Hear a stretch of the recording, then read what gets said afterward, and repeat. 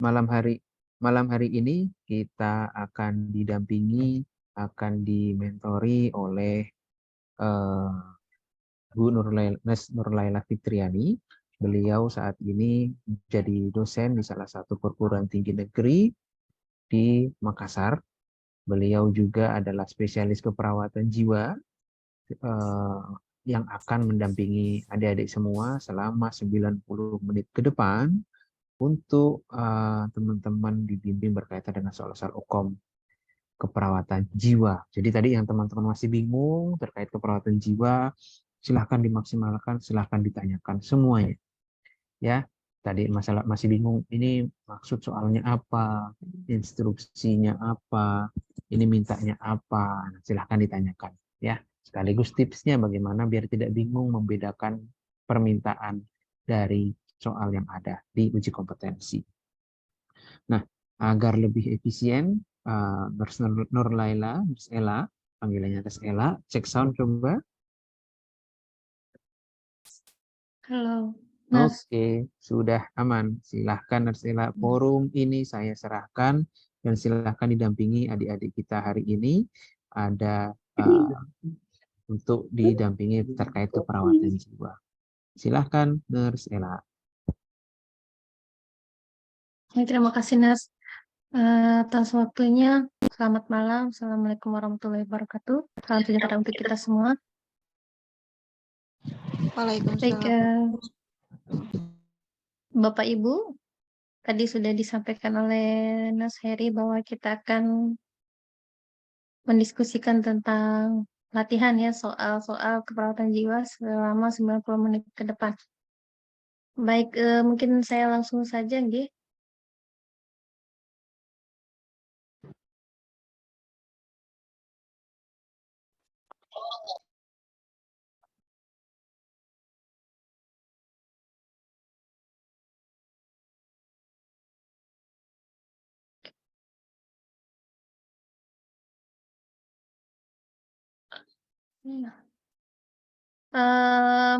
Bapak Ibu perlu saya beri tips dulu untuk keperawatan jiwa.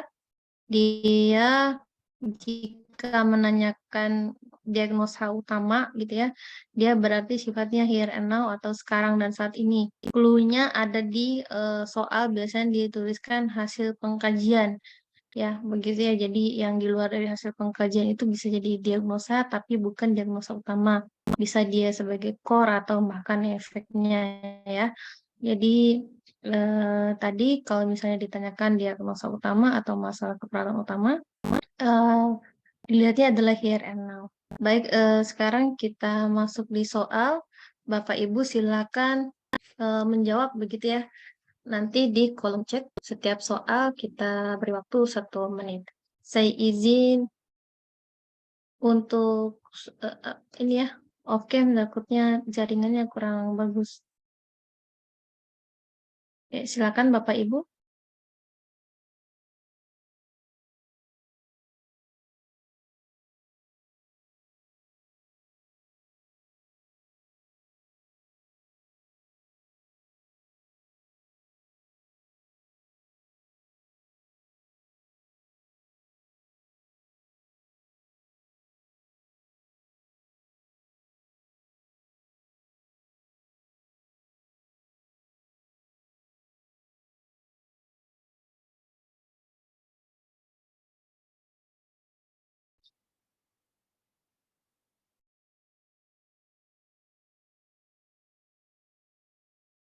Oke, sudah ada yang menjawab. Yang lain?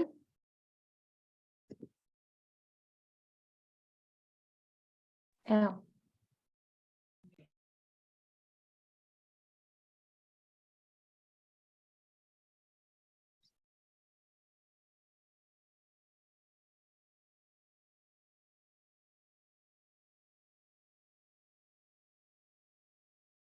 Oke, cukup. Saya akan panggil Mbak Jessi Wandila Anggreni. Hadir, Nurse. Latihannya adalah baca dulu Stabil. Latihannya adalah baca dulu soal, jawabannya silakan coba. Izin nurse, tadi putus-putus. Gimana nurse? Iya, iya, baca latihan soal dan cara baca perintah soal, lalu baca vignette yang di atas, lalu pilih jawaban yang di bawah. Silakan.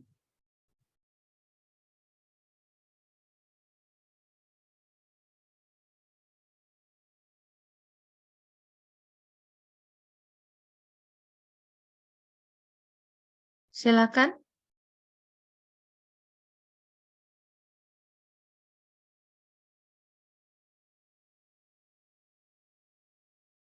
Halo.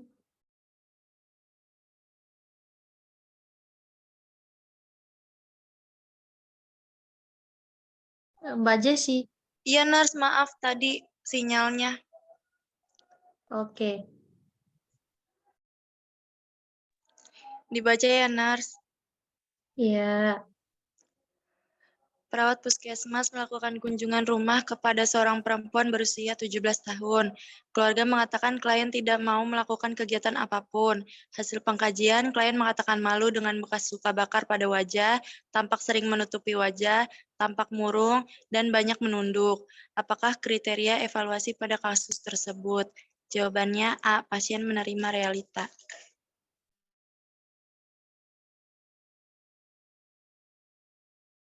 Jawabannya,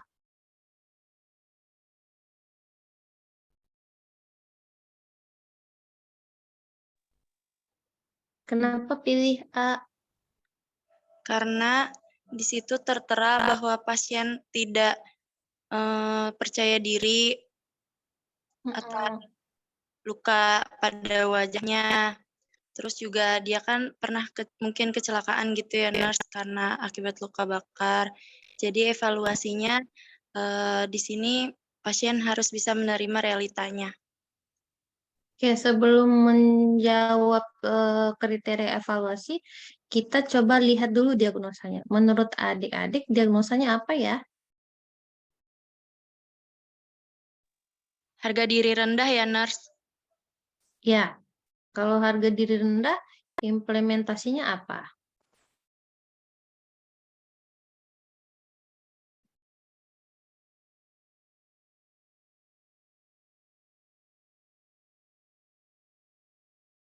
Mengidentifikasi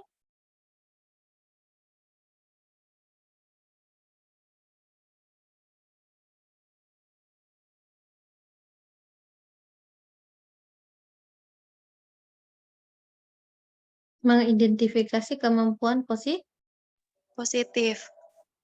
Ya. Kalau menerima realita, tujuan apa?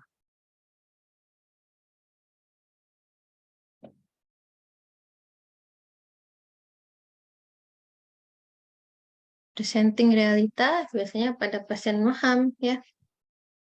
Nah, jadi gimana caranya kita menentukan diagnosa utama? Tadi sudah saya jelaskan here and now, sekarang dan saat ini. Sekarang dan saat ini adalah hasil pengkajian. Nah, apa clue-nya? Klien mengatakan malu. Kalau dia udah bilang malu, berarti itu gejala untuk tadi udah bagus ya diagnosa harga diri rendah. Jadi untuk apa namanya implementasi harga diri rendah untuk mengidentifikasi kemampuan positif. Jadi kriteria evaluasinya adalah mengenal aspek positif. Oke, baik. Sekarang kita sudah bisa diterima? Bisa Kak. Oke, Nurse. bisa lanjut yang nomor 2 ya. Oke, silakan. Nomor 2.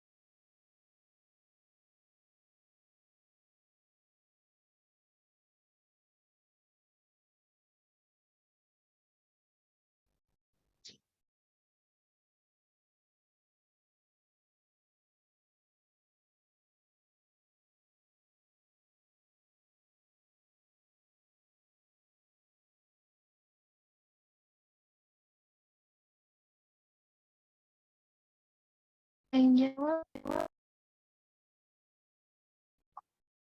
Oke, silakan satu orang ada yang ingin membahas?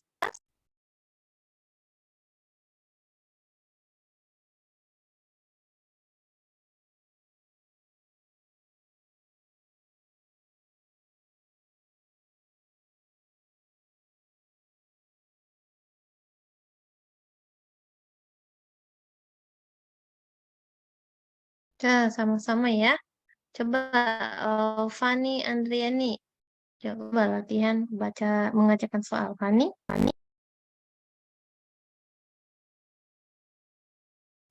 Yang nomor 2 ya, Nars.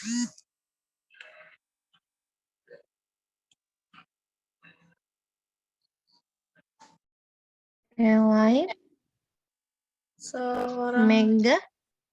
Ya, silakan Fani. Ya. Seorang perempuan usia 31 tahun dirawat di RSJ karena menolak minum obat dan bicara sendiri. Fani, stop dulu. Fani. Fani. Bisa dengar saya? Ya, Nars. Fani. Ya, caranya Fani, kamu baca dulu yang ini ya. Nanti untuk soal UKOM, nanti kalau mengerjakan soal UKOM, baca dulu ini. Apakah faktor presipitasi? Berarti nanti pertanyaannya tentang presipitasi. Kamu baca dulu ini, baru baca soalnya, baca perintah soal dulu, baca soal ceritanya, baru pilih jawaban. Begitu ya? Oke, diulang Fani. Oke, siap, Nars. Apakah faktor presipitasi pada kasus tersebut? Soalnya seorang perempuan usia 31 tahun dirawat di RSJ karena menolak minum obat dan bicara sendiri.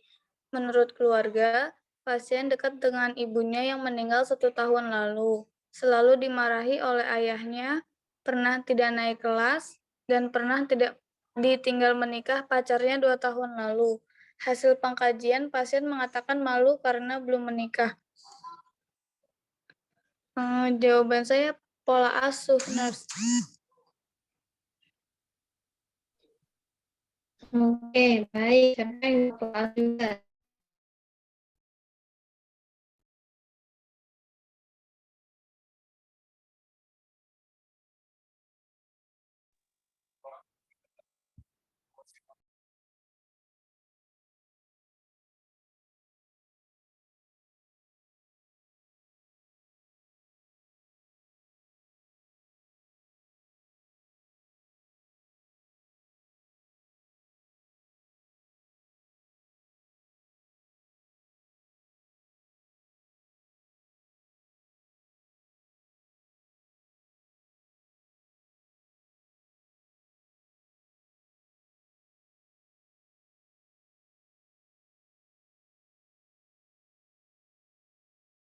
Tadi kayaknya saya terlempar.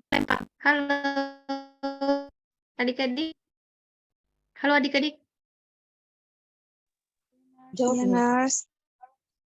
Oke, sudah bisa dengar dengan baik suara saya. Sudah, Nars. Oke, baik. Tahu apa itu faktor presipitasi? Faktor timbulnya penyakit gangguan jiwa ya. Nars. Oke, kalau predisposisi, pernah Faktor yang dengar faktor memperberat, predisposisi? faktor yang memperberatnya, Kak. Faktor predisposisi atau faktor penyebab, faktor presipitasi atau faktor pencetus. Tapi sebenarnya komponen di dalamnya sama ya. Ada faktor biologi, psikologi, dan sosial kultural, baik presipitasi dan predisposisi. Apa yang membedakannya? Kalau presipitasi terjadi 6 bulan sejak dikaji.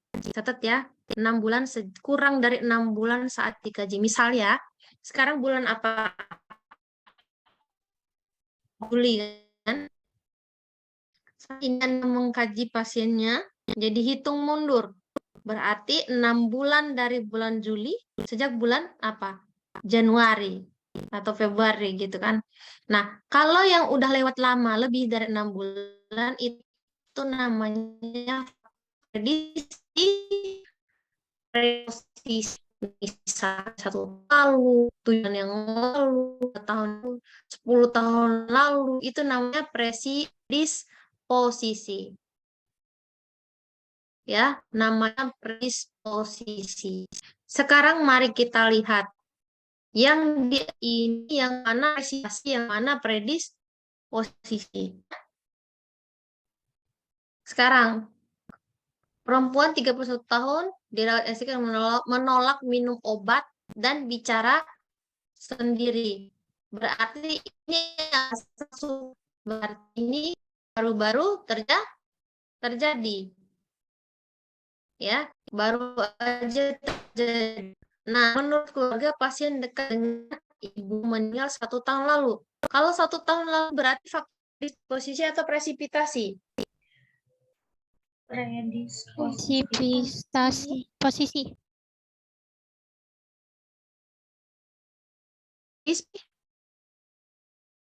Prediksi dia waktu lebih dari 6 bulan atau sini 1 tahun.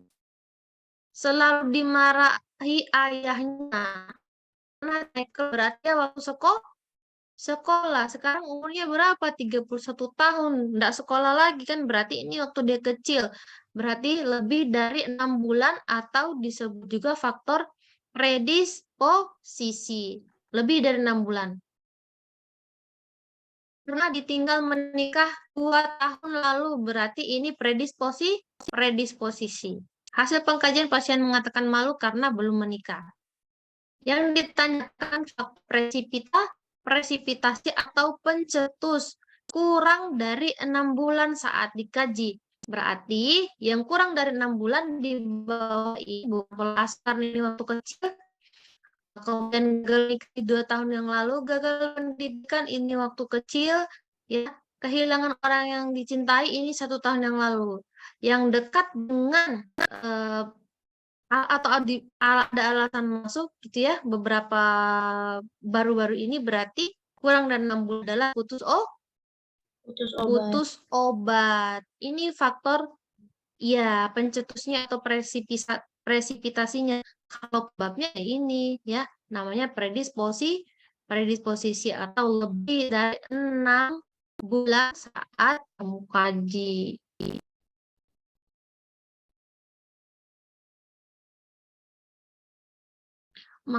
Udah ini nggak nangkep nggak, coba ya saya coba gimana cara stop. Gini ya, saya jelasin.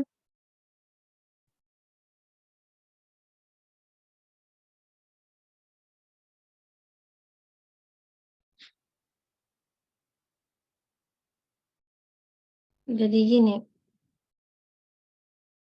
gini ya, tarik garis.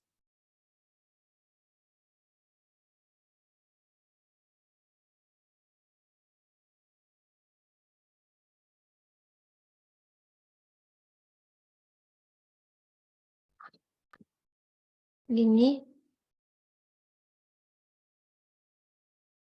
Ini pasienmu saat dikaji ya.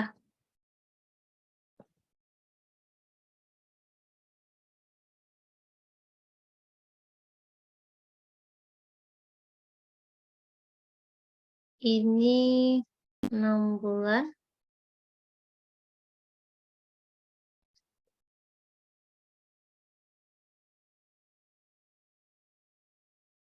Ini umpamakan saja saat dia lahir misalnya. Atau umur 1 tahun. Atau gimana sepakatnya? Ya, umur klien 1 tahun misalnya.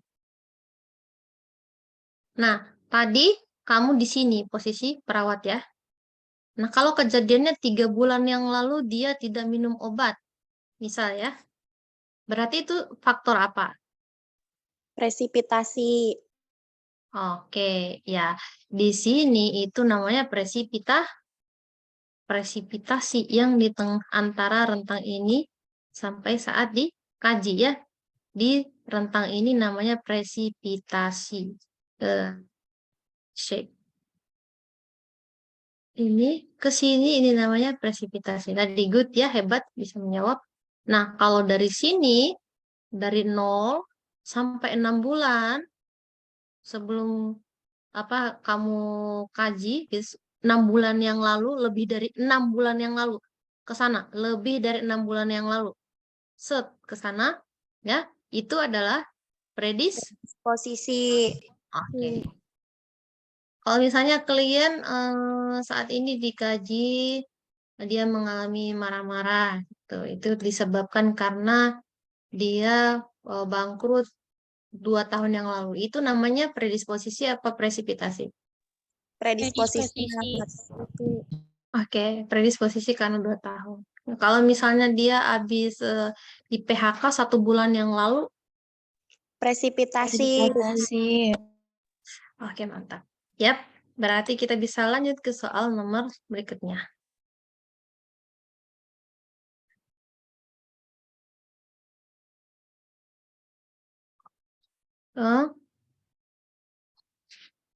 Kenapa?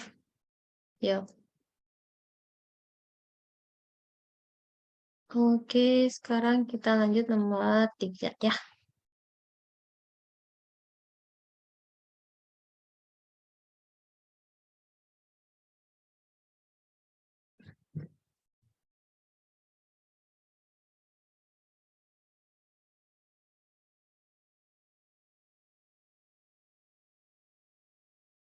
Silakan nomor 3.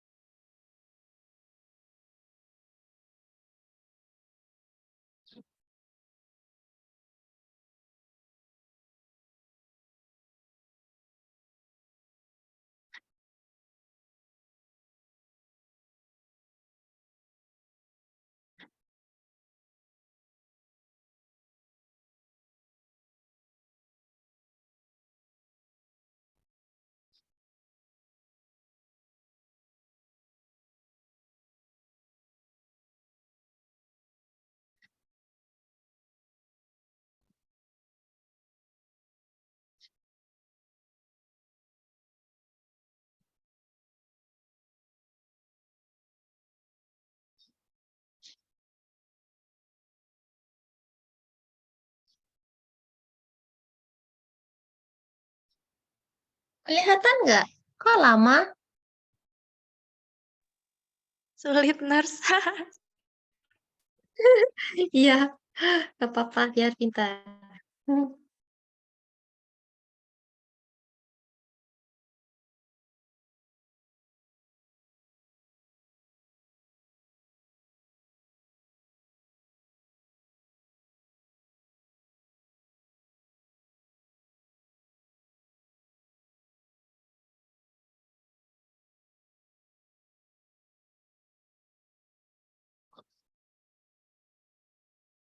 Pada pintar ya. Coba BWH berkala yang sadaya Nadila Nur Khalifatul.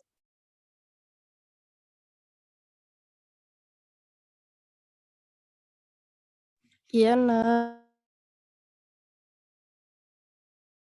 Akan latihan mengerjakan.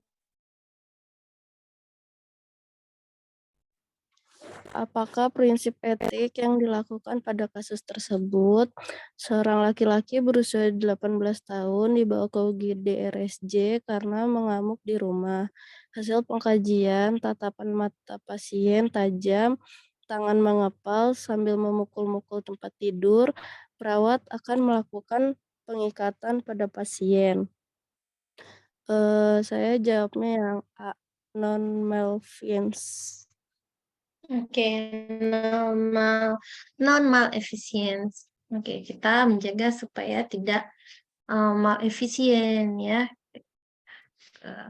pada saat tindakan kepada pasien. Oke, bagus. Sekarang lanjut ke nomor 4. Silakan.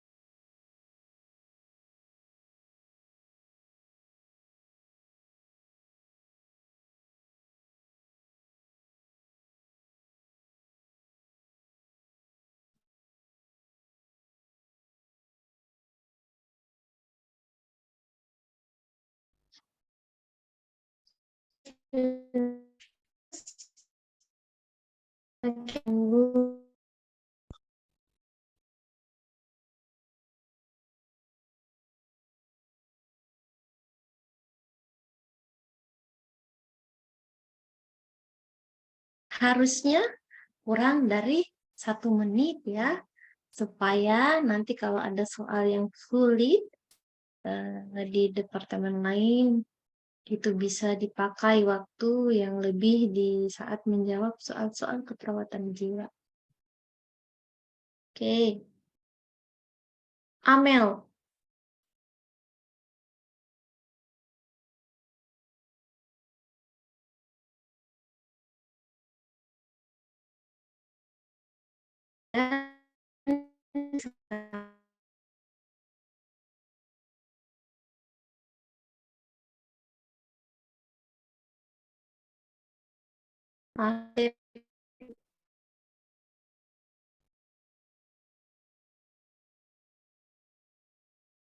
Siapa yang Jesse?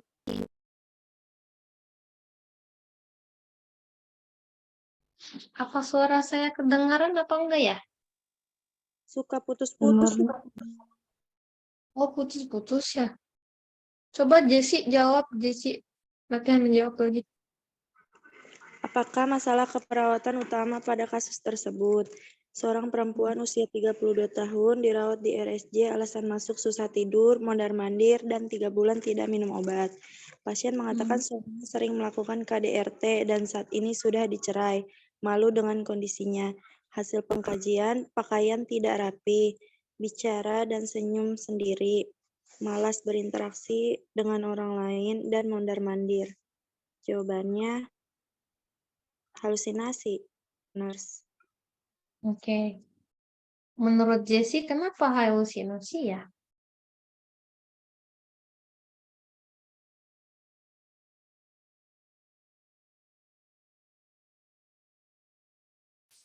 Karena hasil pengkajian ini ya. Ini ya, Pasien semuanya tolong perhatikan. senyum sendiri. Iya, ya hasil pengkajiannya pakaian tidak rapi, Oke, ini untuk defisit perawatan diri, tapi kita melihat tanda gejala yang mayor atau yang paling banyak ditemukan, gitu ya, yang paling urgen. Di sini bicara dan senyum sendiri sudah jelas dia halusinasi, malas berinteraksi. Ini juga bisa jadi karena halusinasinya, ya. Tapi juga ini tanda gejala untuk isolasi sosial dengan bicara dengan orang lain dan mondar-mandir ini tanda gejala dari halusinasi. Jadi yang paling banyak di sini kelihatan tanda gejalanya adalah halusinasi. Oke, baik. Oke, semua bisa diterima ya. Sekarang kita lanjut soal nomor 5. Makasih, Jessie.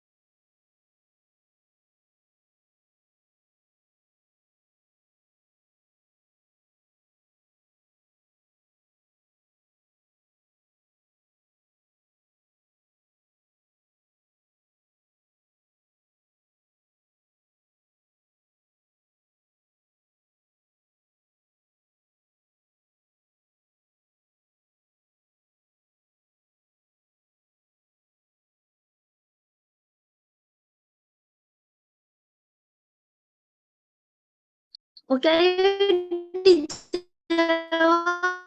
Mas aja, Aulia. Ayo Aulia. Aulia aja yang menjawab. Ya.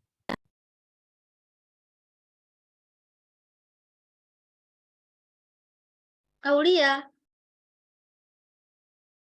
Halo Aulia. Aulia. Iya, Kak. Ya. Itu kayaknya koneksi saya yang nggak bagus ya. Koneksi saya yang nggak bagus ya. Iya, Nars. Putus-putus ya suaranya ya. Iya, Putus-putus ya. Nars. Dari tadi, Nars, Oh. putus-putus. Sekarang udah bagus. Lumayan. Sekarang? Lumayan, Nars. Oke. Nanti kalau putus-putus bilang ya. Siap. Oke, lanjut. Aulia, lanjut menjawab ya. Iya, Nars.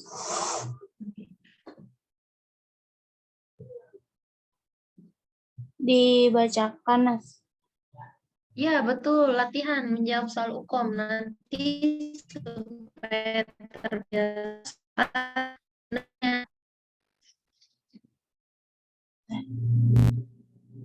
Apakah masalah keperawatan pada kasus tersebut? Seorang perempuan usia 30 tahun dirawat di RSJ dengan marah-marah, menyendiri, tidak mau mandi, dan kadang bicara sendiri. Hasil pengkajian, pasien mengatakan mempunyai 4 anak dan sudah bercerai 1 bulan yang lalu. Merasa sendiri dan mengatakan, tolong sampaikan pada keluarga saya untuk menjaga anak-anak saya. Mungkin saya tak akan bisa merawat mereka lagi. Jawabannya, saya risiko bunuh diri. Oke, yang lain sepakat resiko bunuh diri?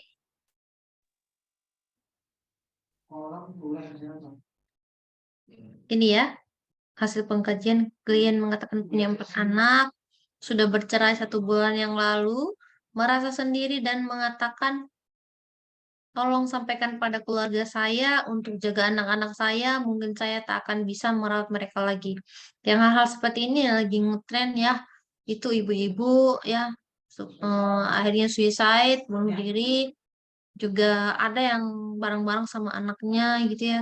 Dia takut anaknya hidup susah dan lain sebagainya, ini akhirnya dia bunuh diri. Ada kesulitan-kesulitan dalam rumah tangga.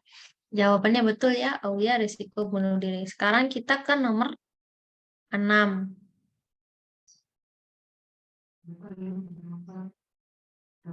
Lain-lain, teman-teman lain udah bisa diterima? Bisa diterima jawabannya, penjelasannya? Oke, bisa ya. Sekarang kita ke nomor 6.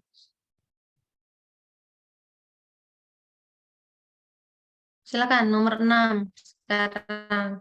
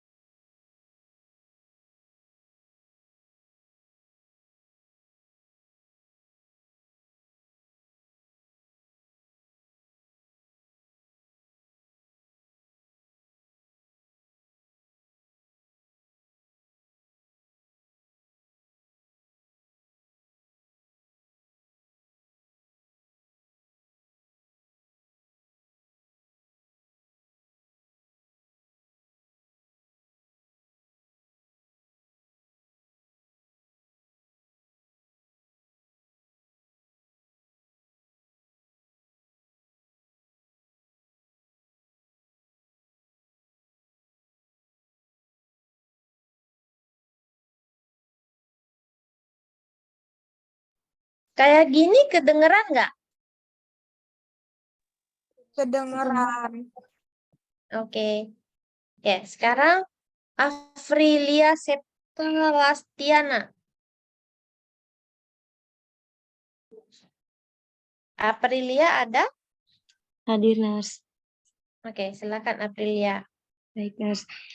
Apakah masalah keperawatan utama yang tepat pada kasus di atas? Seorang laki-laki berusia 28 tahun dirawat di RSJ dengan alasan marah-marah dan menolak minum obat.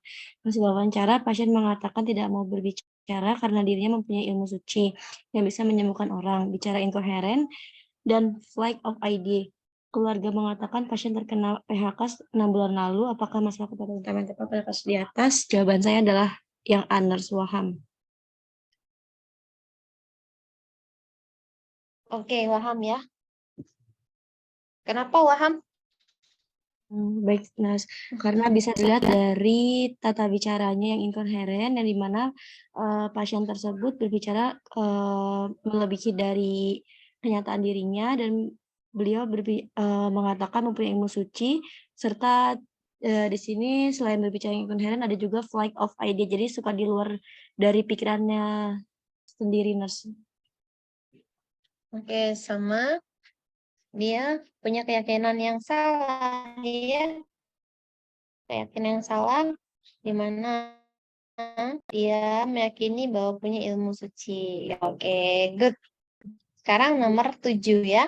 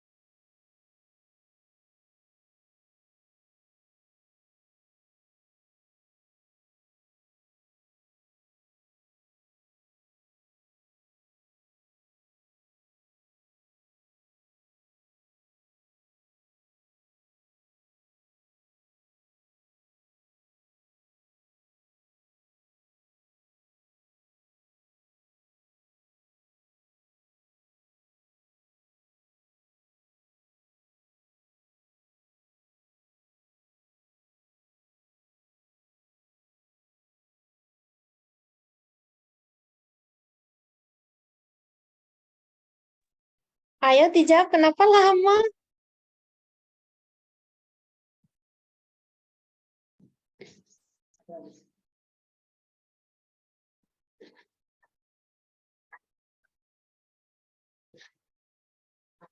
Oke, sekarang Nur Hayati Indah. Ya, Bu. Apakah tindakan keperawatan selanjutnya pada kasus tersebut? Kasusnya itu perawat puskesmas melakukan kunjungan rumah pada seorang perempuan berusia 28 tahun yang pos dirawat di RSJ 2 minggu lalu.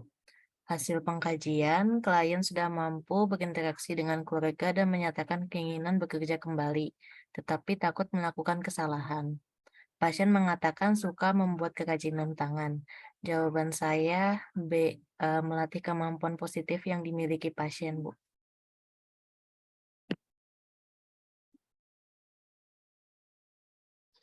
Baik.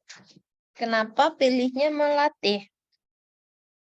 Karena Karena di data pengkajian ini pasien mengatakan suka membuat ya. kerajinan tangan.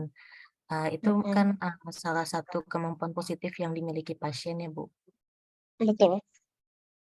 Terus kalau sudah diidentifikasi dan memilih, kan kalau untuk harga diri rendah kita kemampuan positif, kemudian membantu memilih kemampuan positif yang akan dilatih, lalu kemudian melatih. Kenapa di sini melatih? Yang benar karena di atas ini sudah mampu berinteraksi ya, sudah ingin berinteraksi, tapi takut melakukan kesalahan. Pasien mengatakan suka membuat kerajinan tangan. Berarti ini sudah mengidentifikasi dan memilih. Sehingga jawabannya adalah melatih. Oke, good. Terima kasih. Sekarang nomor 8. Agak cepet dikit ya, gak boleh lama. Kalau jiwa harusnya lebih cepat lagi. Ayo, percaya diri, jawab.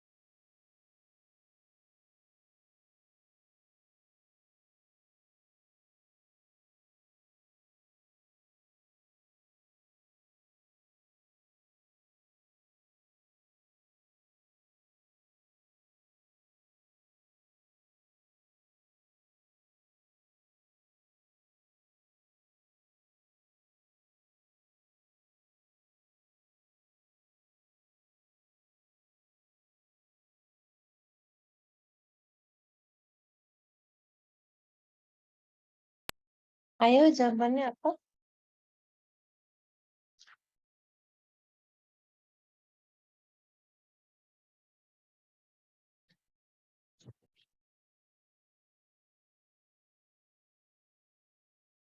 Oke, sekarang Chairun Nisa. Chairun Nisa? Finance. Ya, silakan Chairun Nisa. Apakah tindakan keperawatan pada kasus tersebut? Seorang laki-laki berusia 35 tahun dirawat di RSJ ketiga kalinya karena sering marah-marah di rumah. Keluarga mengatakan pasien harus minum obat karena merasa mengantuk setelah minum obat. Hasil pengkajian, pasien masih menolak minum obat karena menurut pasien tidak membawa perbaikan pada dirinya. Jawaban saya B, memotivasi pasien agar mau minum obat. Oke, kenapa harus dimotivasi? Apakah pasiennya hilang motivasi? Tidak termotivasi atau ada sesuatu? Kalau dari soal dia kenapa ya nggak mau minum obat? Kalau soalnya bilang kenapa ya nggak mau minum obat? Karena dari hasil pengkajiannya, menurut pasien kalau tetap minum obat tidak membawa perbaikan pada dirinya. Oke, kalau pasien diberi obat harusnya perawat memberikan apa namanya edukasi Edukasi. tentang beberapa cara benar minum Minum obat. obat.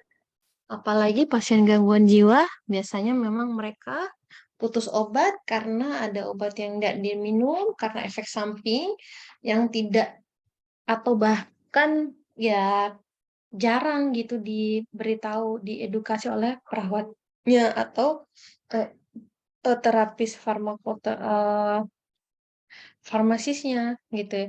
Di sini dia sebenarnya tidak hilang motivasi dalam minum obat, tapi dia tidak paham obat-obat psikiatrik itu biasanya ada manfaat dan juga punya efek samping yang juga akan mengganggu kenyamanan pasien, dan itu harusnya dijelaskan saat pasien diberi obat. Beberapa pasien saya dulu ya, waktu saya beri edukasi 10 benar obat kalau dalam psikiatrik, dia ada tambahannya, kita menjelaskan manfaatnya apa, efek sampingnya gimana, dan cara mengurangi efek samping gitu. Setelah diberi pendidikan seperti itu ya, pasiennya langsung bilang, oh suster tahu gini saya nggak buang obatnya. Dia bilang, selama ini obat yang merah ini itu selalu saya buang karena menurut dia obat itu yang menyebabkan dia selalu mengantuk sehingga tidak bisa bekerja. Gitu ya. Jadi kalau di sini harusnya dia menjelaskan fungsi minum obat ya supaya dia paham bahwa obat ini manfaatnya untuk apa. Begitu ya. Nah, di sini dia bilang nggak ada manfaatnya, justru bikin saya ngantuk kan. Oke, bisa diterima? Bisa, Nurse. Oke, sekarang kita lanjut nomor 9.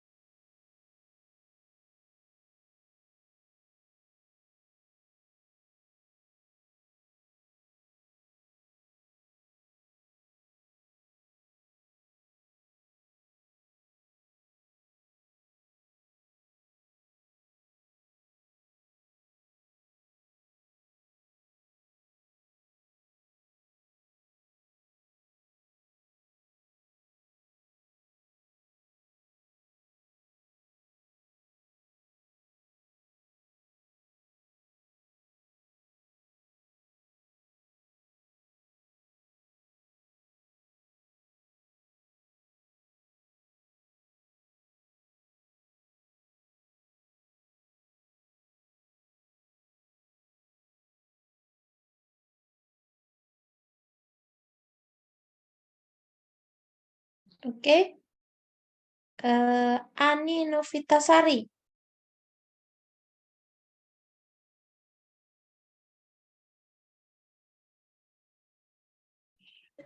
Ani Novitasari. Iya, benar. Ya, silakan, Dek. Seorang laki-laki, apakah tujuan tindakan keperawatan pada kasus tersebut? seorang laki-laki berusia 32 tahun dikunjungi oleh perawat puskesmas karena mengurung diri di kamar sejak 2 bulan, menolak mandi dan suka bicara sendiri. Hasil pengkajian, kontur mata berkurang, hanya mengangguk dan menggelengkan kepala saat ditanya. Keluarga mengatakan klien diberhentikan dari pekerjaan. Jawabannya analis. Pasien mampu melakukan interaksi.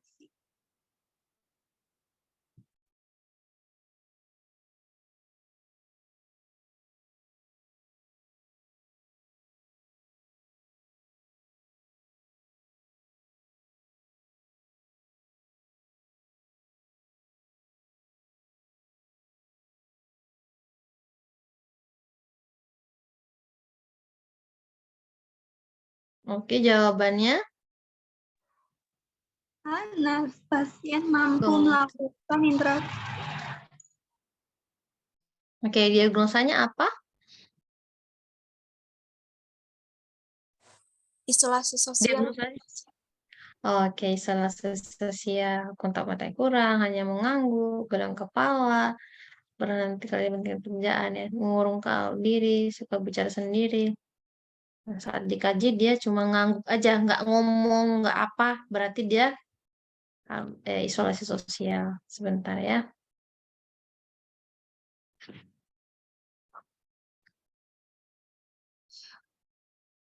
Jadi kalau isososial, dia tujuannya adalah bisa melakukan interaksi.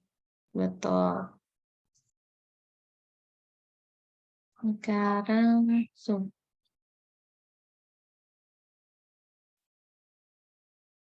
Oke, silakan. Nomor 10 sekarang ya. Bisa lihat? Bisa lihat? Kecil nggak? Kecil nggak tulisannya? Bisa lihat? Bisa, Bisa, Bu. Oke.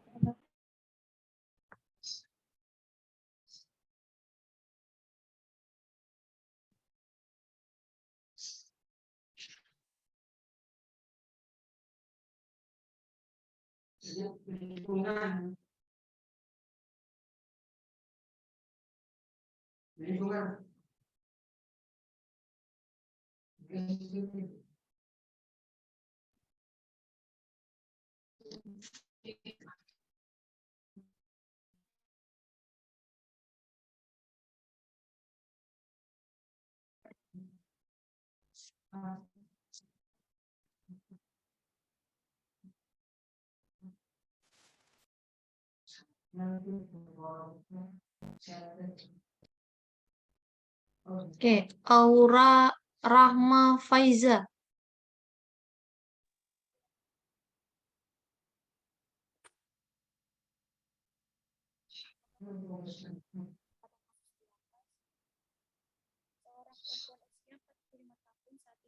Aura.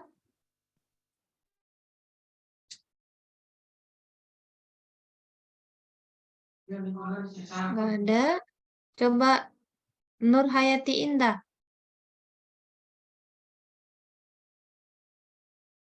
Iya, Bu. Oh, kayaknya Aura itu nggak kedengeran suaranya Aura. Halo, terdengar tidak, Nurse? Iya. Oh, sekarang udah kedengeran Aura. Oke, silakan Aura. Baik, apakah masalah keperawatan pada kasus di atas? Seorang perempuan usia 45 tahun saat ini dirawat di RS karena terkonfirmasi positif COVID-19. Saat dikaji, kesadaran klien kompos mentis, klien mengeluh gelisah, sulit berkonsentrasi, sulit tidur, jantung berdebar kencang, dan keringat dingin. Jadi jawaban saya C, ansietas atau kecemasan. Oke, mantap sekali. Sudah sangat jelas ya, ansietas. Sekarang nomor 11.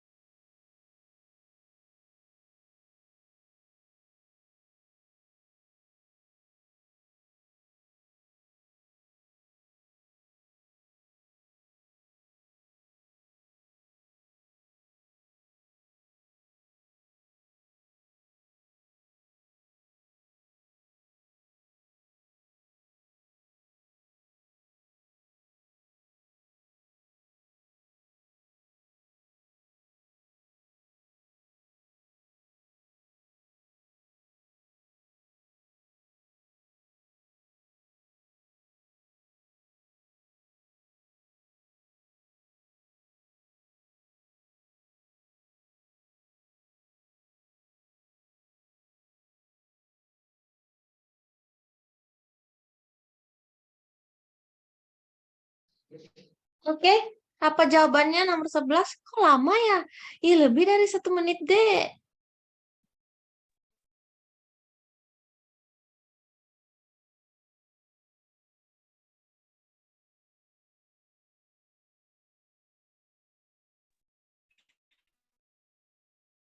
Dek.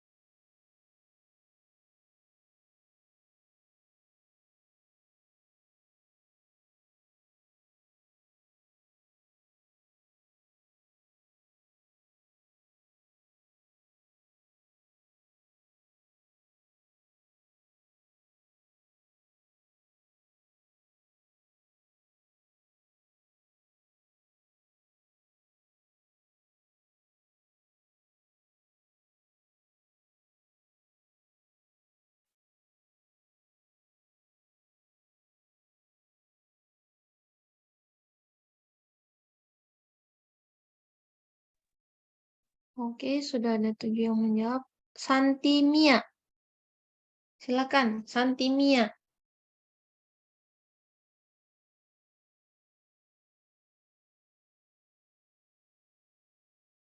Santimia.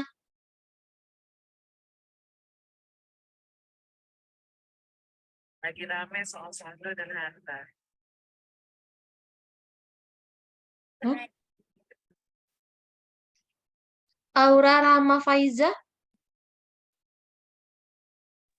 Iya, Nurse. Ya, silakan Aura. Berdasarkan kasus di atas, masalah utama yang dialami klien adalah seorang laki-laki usia 36 tahun dirawat di RSJ akibat putus obat sejak 2 bulan yang lalu. Saat ini klien nampak bingung, autistik, mondar-mandir, bicara inkoheren, dan tercium aroma tak sedap dari badannya. Jawaban saya defisit perawatan diri, Nurse.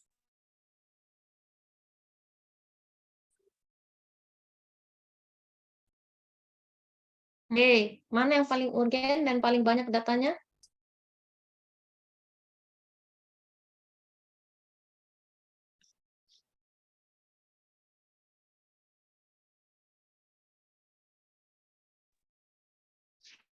Dari sini saat dikaji saat ini kalian nampak bingung, autistik itu berlaku seolah-olah mendengar sesuatu ya yang kita tuh nggak jelas dari mana arah sumbernya, tapi si kliennya seolah-olah mendengar sesuatu itu autistik, kemudian mondar-mandir, bicara inkoheren dan tercium aroma tak sedap dari badan. Kalau DPD-nya cuma satu, kalau untuk 1, 2, 3, 4 ini tanda gejala apa?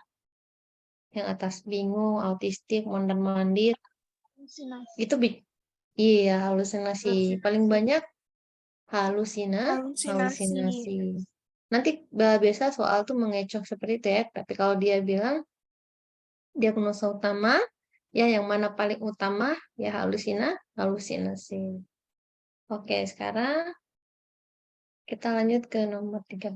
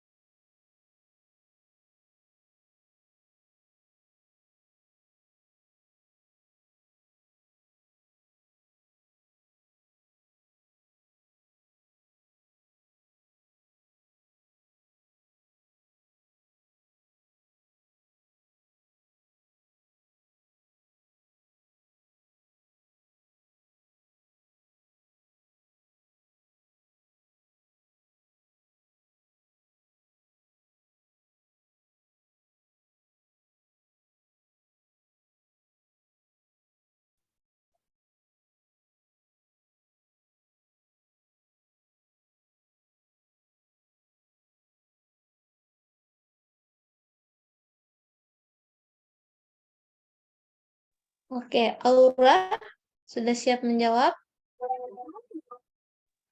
Siap, Nurse. Oke, silakan Aura. Ada. Apaan sih ngomong apaan?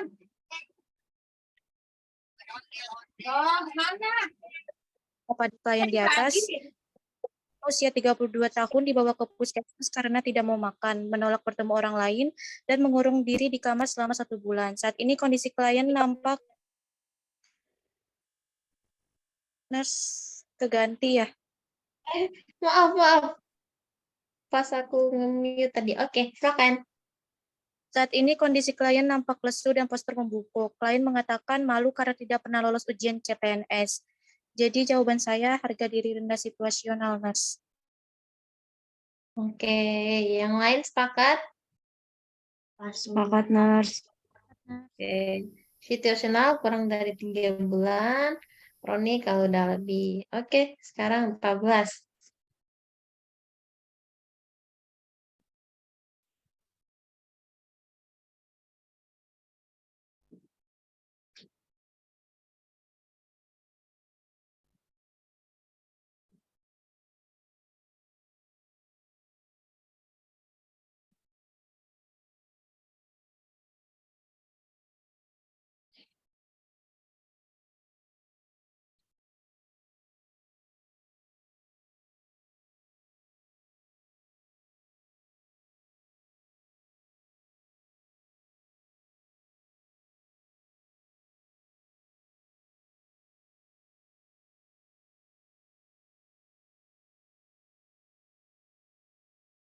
Ayo semangat, tinggal 5 soal lagi. Sudah tinggal 20 menit lagi.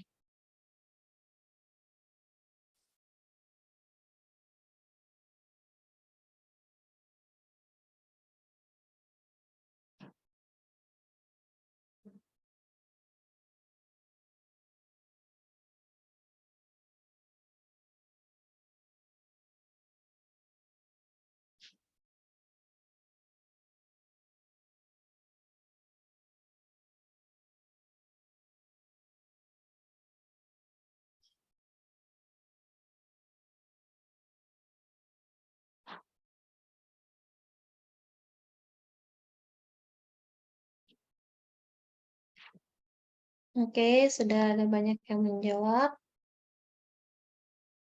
Afrilia siapa?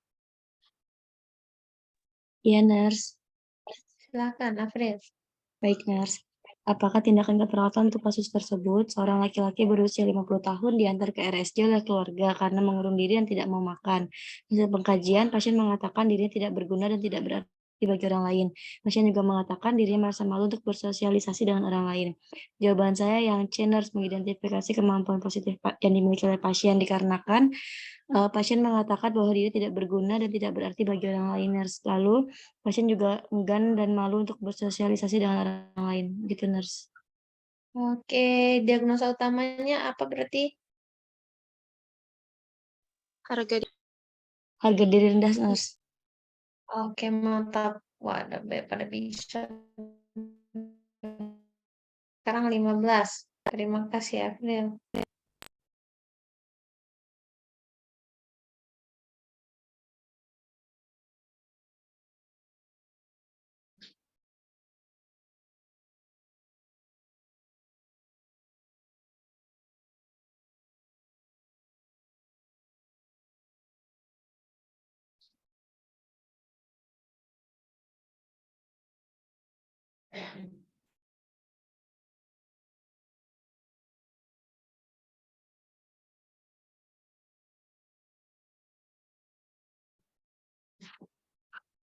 Oke, sudah ada yang menjawab.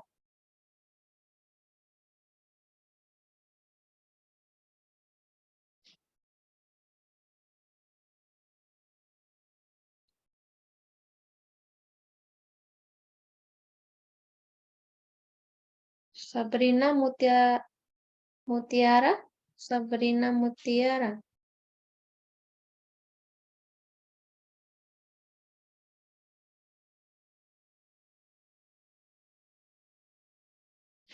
Nggak ada. Sabrina Mutiara Rahma. Iya, Ibu.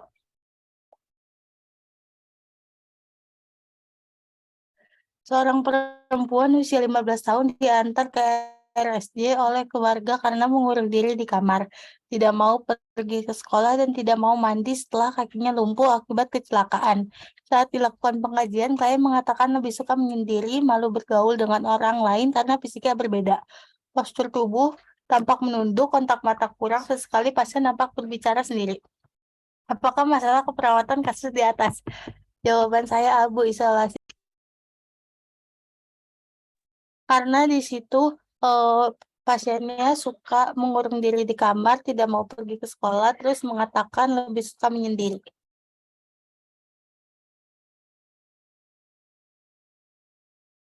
Oke. Setuju yang lain? Setuju? Setuju, Bu. Setuju kalau sendiri mau bergaul, postur tubuh menunggu, kota-kota kurang. Jawabannya apa? Isolasi sosial.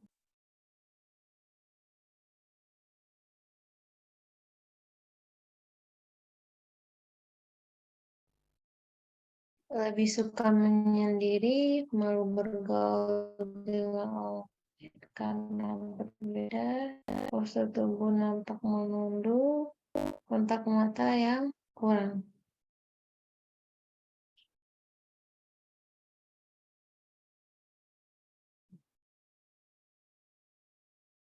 Mana yang lebih banyak? ISOS atau HDR?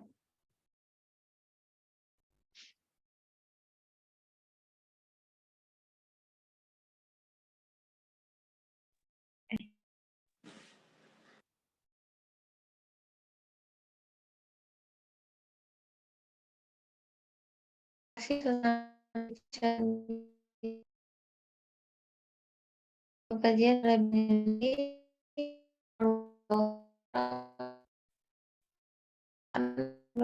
menunduk, kotak matanya kurang. HDR atau ISOS? HDR ya, Bu. HDR, Nurse. Ya. HDR ya. Ya, Nurse.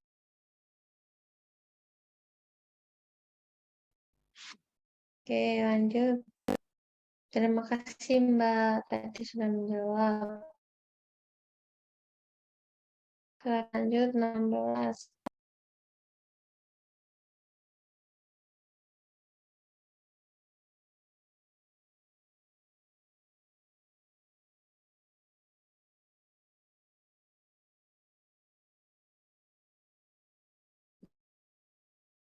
Yang mengadakan 4, kasihan ayahmu udah menunggu kamu. Harusnya 90 menit aja tuh. Ya,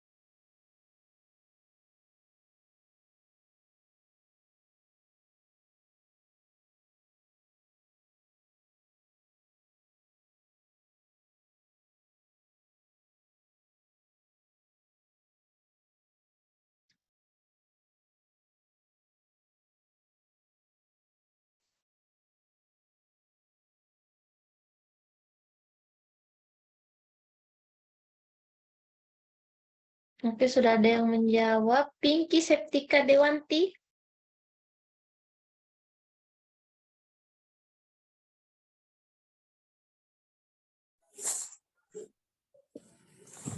Iya, nurse. Ya, silakan.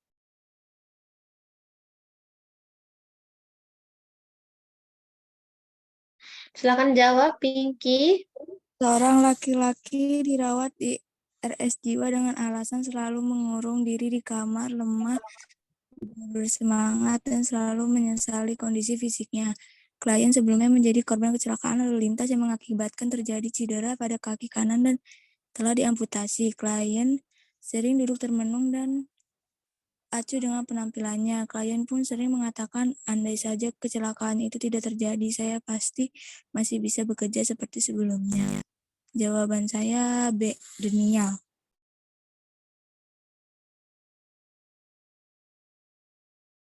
Denial atau apa? Denial itu apa artinya? Menolak. Kalau ya. Nah, kalau ada seandainya itu berarti Bergaining. Bergaining. ya berandai-andai. Tawar-menawar. Iya, coba aku kayak gini ya, seandainya coba gue dulu baik-baikin lu ya, pas udah ditinggal baru saya. Nah, jadi kita lanjut berarti begini, lanjut 17. Ayo, semangat. Tinggal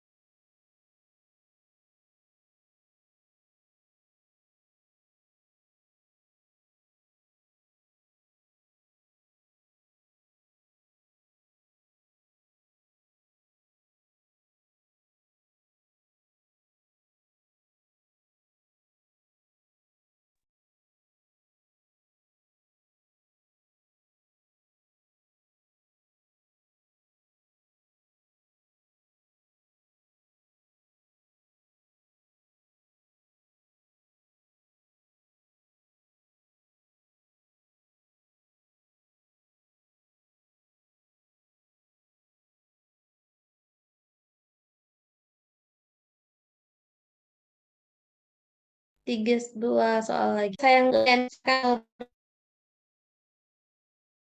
ternyata aku mute. Oh, kan.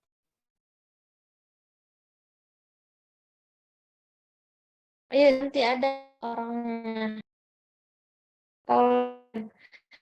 Atau aja deh beli. Maaf, nurse, suara putus-putus. Nurse. Putus.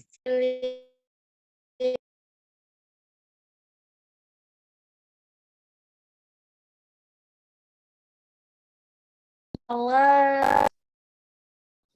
Dias. Kedengaran nggak suara saya? Iya. Oke, iya. Silakan Dias. Jawab Dias.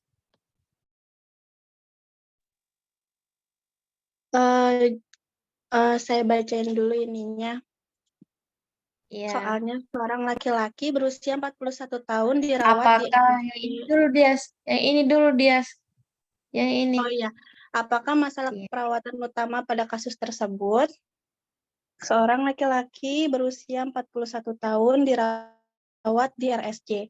Alasan masuk sering marah-marah dan sering mengeluh badannya tidak sehat. Kejadian tersebut semenjak di PHK 1 bulan yang lalu. Hasil pengkajian pasien selalu mengeluh badannya panas, sesak napas, dan merasa dirinya menderita COVID-19. Hasil pemeriksaan suhu tubuh, frekuensi napas normal, dan swab negatif. Pasien tetap menolak hasil pemeriksaan dan meyakini bahwa dirinya terkena COVID-19. Jawabannya C. Waham somatik. Oke, mantap Dias. Kalau waham kebesaran apa?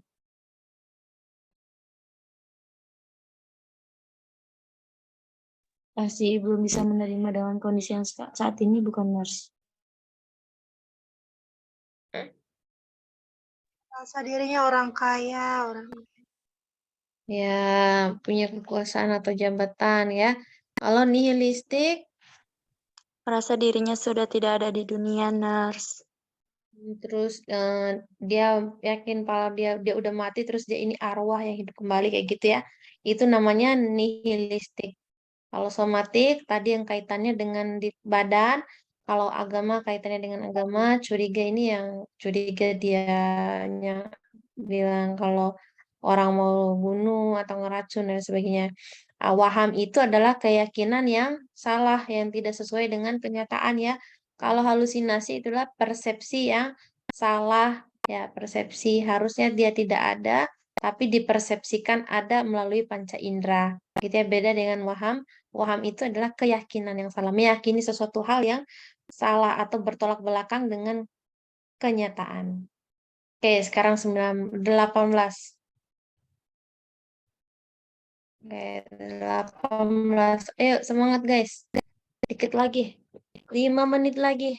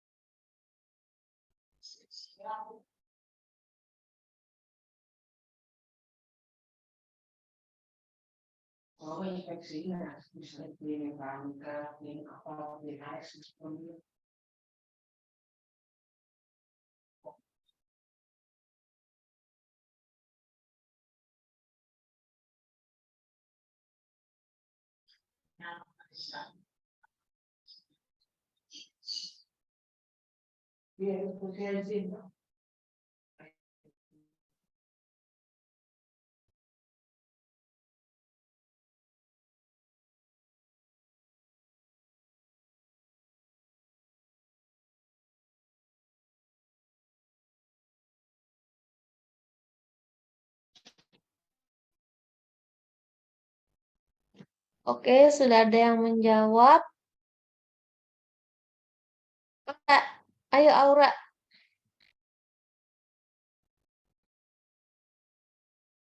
Ada lagi. Sabrina Mutiara Rahma.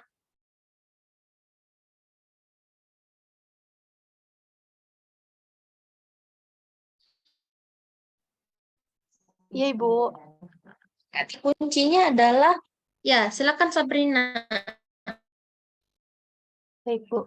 Seorang perempuan berusia 19 tahun dirawat di RSJ. Alasan marah-marah tanpa sebab, pakaian tidak rapi dan tercium bau. Hasil pengkajian menunjukkan sikap sangat pasif saat interaksi, cenderung menghindar, suara pelan, dan kontak mata kurang. Tidak ada. Pasien mengatakan pernah gagal masuk PTN, merasa kecewa. Apakah tujuan keperawatan pada kasus tersebut? Jawabannya A, Bu. Pasien mampu mengidentifikasi kemampuan yang dimiliki. Diagnosanya apa?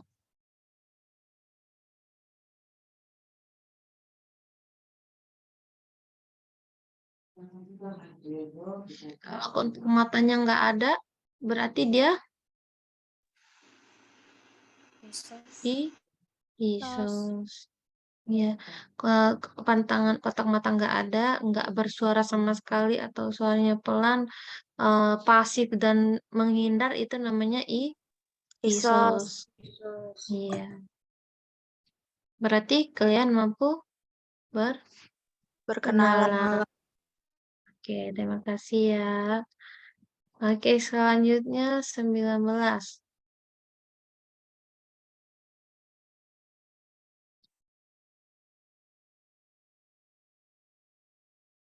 Kalau ini apa diagnosanya? Ibu saya mau meracuni saya karena dia tidak suka dengan calon suami saya. Pokoknya saya tidak mau makan makanan yang diberikan oleh ibu saya. Ini apa namanya diagnosanya? Kecurigaan, waham curiga. Waham curiga. Kalau waham curiga, tujuan tindakan perawatannya apa?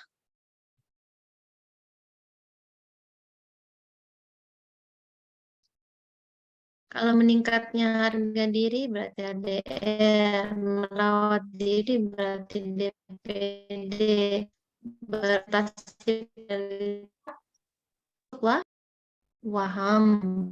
oriental berita karena kenapa orang paham itu dia punya keyakinan yang salah tidak sesuai dengan kenyataan atau realita. Jadi diosihkan terhadap kenyataan. Sifat berinteraksi ini ISOS, menyelesaikan gimana RPK. Sekarang terakhir 20.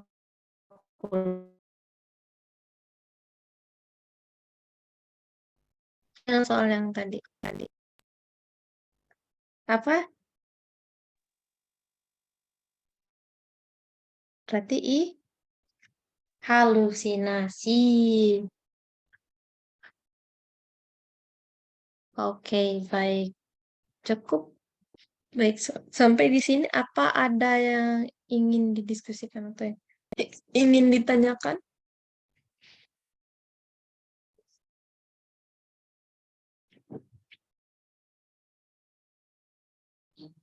Oke, saya beri summary ya. Untuk diagnosa harga diri rendah, clue-nya adalah dia bilang kalau malu. Begitu ya. Diagnosa untuk HDR, kalau ada kata-kata malu, tidak percaya diri, atau penilaian negatif terhadap diri sendiri, itu HDR. Dia dikatakan kronik kalau sudah lewat dari 3 bulan ya. Kemudian kalau waham, ya waham tadi ada 5 jenisnya. Waham itu adalah keyakinan yang salah, meyakini sesuatu yang tidak sesuai dengan kenyataannya. Ya dia ngaku-ngaku nabi, ngaku-ngaku jenderal, padahal dia bukan siapa-siapa gitu ya. Gitu ya. Mengakui atau meyakini sesuatu hal yang salah. Biasanya orang waham itu keyakinannya sulit dipatahkan, persisten, dan terus-menerus diulang. Kalau halusinasi, itu adalah persepsi yang salah. Persepsi itu kaitannya dengan panca indera ya, sensori dari 5 panca indera. Kalau isolasi sosial, dia bilang dia nggak mau berteman, nggak mau berinteraksi, nggak minat untuk punya teman atau nggak berminat untuk bergaul. Dan khasnya adalah kontak mata dan verbalnya itu 0, gitu, nggak ada. Biasanya dikecoh dengan soal, biasanya dia mau bicara tapi hanya sedikit sekali atau hanya ada gestur aja. Biasanya juga afeknya datar. Gitu ya poin-poinnya. Kemudian untuk masalah utama itu here and now, clue-nya adalah hasil pengkajian. Nah, di hasil pengkajian nanti dilihat tanda gejala mana yang paling banyak dan paling urgen untuk ditangani. Begitu. Oke, apa ada yang ditanyakan atau yang ingin didiskusikan? Berarti untuk masalah soal itu nggak selalu yang dilihat masalah utamanya, Nurse. Jadi harus tahu diagnosa keperawatannya dulu gitu. Betul. Misalnya dia tanya tujuan tindakan keperawatan atau tindakan keperawatan apa yang diberikan. Nah, itu kan kalau ditanya tindakan berarti kita harus tahu dulu diagnosanya apa gitu ya. Tadi juga faktor-faktor predisposisi dan presipitasi juga biasa muncul, tapi banyak kan diagnosa dan tindakan-tindakannya ya. Yang penting adik-adik sudah bisa mengingat misalnya kalau harga diri rendah kita cari kemampuan positif gitu ya. Kalau waham presentasi orientasi realita. Kemudian kalau halusinasi ya sudah saya rasa sudah hatam ya. Tadi yang kurang adalah soal-soal risiko perilaku kekerasan ya. Tapi sepertinya kalau RPK itu sangat mudah diingat ya, sangat mudah diidentifikasi. Yang jelas biasanya dia mengecoh karena ada di soal sebagai alasan masuk rumah sakit biasanya. Masuk rumah sakit karena mondar-mandir, karena marah-marah gitu. Nah, jadi pengecoh kalau ditanya alasan masuk berarti RPK-nya ya, LPK. Tapi kalau ditanyakan diagnosa utama tetap kalian melihat clue hasil pengkajian gitu ya. Atau saat ini klien gimana? Ya tinggal dilihat itu untuk diagnosa utama. Gitu ya. Makasih, Nurse. Oke, sama-sama. Baik, ada lagi? Cukup, Nars. Oke, baik. Adik-adik, Bapak Ibu semua, alhamdulillah kita sampai di pada penghujung latihan.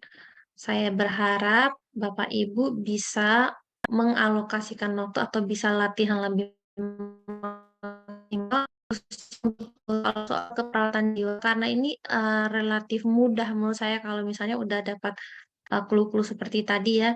Nah, ini tujuan untuk apa? Untuk nanti jika misalnya KMB atau lain sebagainya yang dirasa soalnya lebih sulit atau lebih mengecoh, jadi ada waktu yang kita sisa gitu ya, waktu dari mengerjakan soal-soal jiwa. Nah, tadi saya amati memang masih agak mungkin ada nyambi kegiatan jadi agak lambat menjawab gitu ya. Nanti mohon pada saat ujian UKOM itu langsung baca perintah soal, kalau udah tahu, oh perintah soalnya diagnosa utama atau masalah utama kan itu udah gampang. Langsung lihat hasil pengkajian kayak gitu kan. Jadi tidak lagi kita membaca soal bolak-balik. Jadi menghabiskan waktu yang lama. Nah, kalau kita sudah bisa menabung waktu, nanti ketemu soal yang agak-agak sulit itu kita bisa pakai waktu berlebih hasil dari nabung waktu dari menjawab soal-soal jiwa. Begitu ya. Saya doakan mudah-mudahan adik semua, Bapak Ibu yang ada di sini lulus UKOM-nya 100% ya, lulus bareng-bareng, wisuda bareng-bareng. Amin. Oke, baik, semangat. Meskipun sepertinya ada banyak beban ya menghadapi UKOM, tapi insya Allah semua usaha-usahanya, latihan-latihannya tidak akan sia-sia. Baik Bapak Ibu, mungkin seperti itu saja yang bisa saya sampaikan. Lebih dan kurangnya saya mohon maaf, mohon dimaklumi ya kalau jaringan dan lain sebagainya masih kurang optimal. Semoga nanti bisa dinonton lagi recordingnya ya. Jadi bisa sebagai reminder untuk soal-soal jiwa. Baik, saya akhiri. Billahi taufiq wal hidayah. Wassalamualaikum warahmatullahi wabarakatuh. Apa kita foto dulu ya? Terima kasih, Ya, Nars. foto dulu ya. Silakan on cam.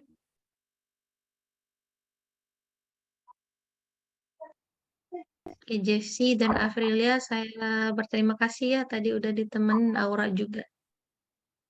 Iya. Sama-sama, Nars. Sama-sama, Nars. Kita berasa ngomong sendiri. Ada kamera yang on.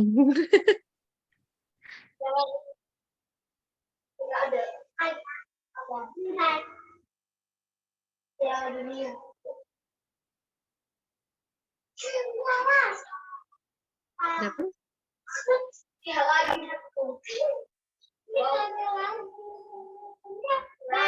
Oke, baik. Saya hitung ya. Oke, 1, 2, 3. Saya kirim ke Pak Heri saja. Oke, sudah. Pak Heri.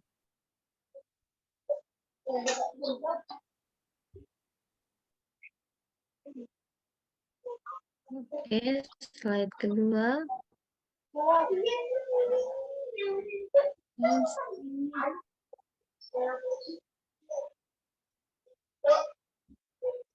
Oke, sekarang slide ke-3.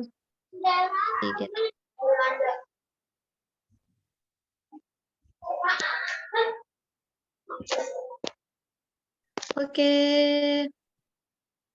Baik Bapak Ibu, terima kasih. Baik, kita akhiri. Wassalamualaikum warahmatullahi wabarakatuh. Silakan boleh. Terima kasih, Nars. Warahmatullahi wabarakatuh. Ibu. Ya, sama-sama. Semangat ya. Baik, saya izin live ya. Dadah. Nars, Oh, saya N. Terima kasih, Oke, saya N ya. Sama-sama. Semangat. Semangat.